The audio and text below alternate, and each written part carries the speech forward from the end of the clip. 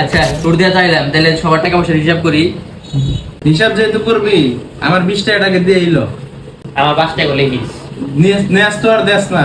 ও তো 20 টাকা পাই, তুই 5 টাকা কেমনে পাস? আরে বেটা, ওই যে পানির বোতল কিনছিলাম মনে আছে? ওই হ আমারও তো 5 টাকা বাকি, আমার 5 টাকা দেখ। তোরা 5 টাকার হিসাব যে করতেছস, আমি যে তোকে বাস ভাড়া দিলাম 10 টাকা ওইটার হিসাব কেরা করবো? আমাকে কি বলত পাইছস? ওইটার হিসাব তো বাসের কন্ট্রাক্টর করবো। তুই কি মাইর খাইছস? আমি কি মাইরের হিসাব করুম? আরে ভাই হিসাবে ভুল হয়েছে, আমি তো 20 টাকা পাম না, আমি তো পাম 200 টাকা। বুঝলাম তোর হিসাবে ভুল হয়েছে, তুই পাবি 200 টাকা। 200 টাকা পাবি কার কাছে তুই? রাইট টাকাটা আমি আমার দিব কেটা?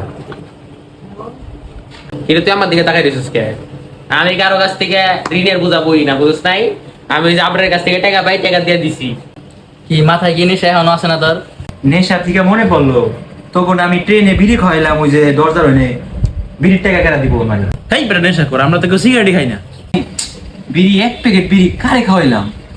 তো যদি নেশা কাইটে যায় আমার টাকাটা দে, আমি যাবো, আমার কাজ আছে ভাই, আমি এই জায়গায় থাকতে পারবো না, এত হিসাব করে পারবো না আমি।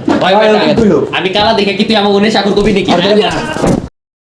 তো বন্ধুরা, ট্যুরে গেলে একা যান নাইলে মারা খান, তাও ভুলেও বন্ধুদের সাথে যাবেন না। একবার যাবেন, জীবনে বারবার পস্তাবেন। হা হা হা। ও আর একটা কথা বন্ধুরা, নিজের টাকা নিজের কাছে রাখবেন, সেফ থাকবেন, বন্ধুদের কাছে দিবেন তো মারা খাবেন। হা হা হা।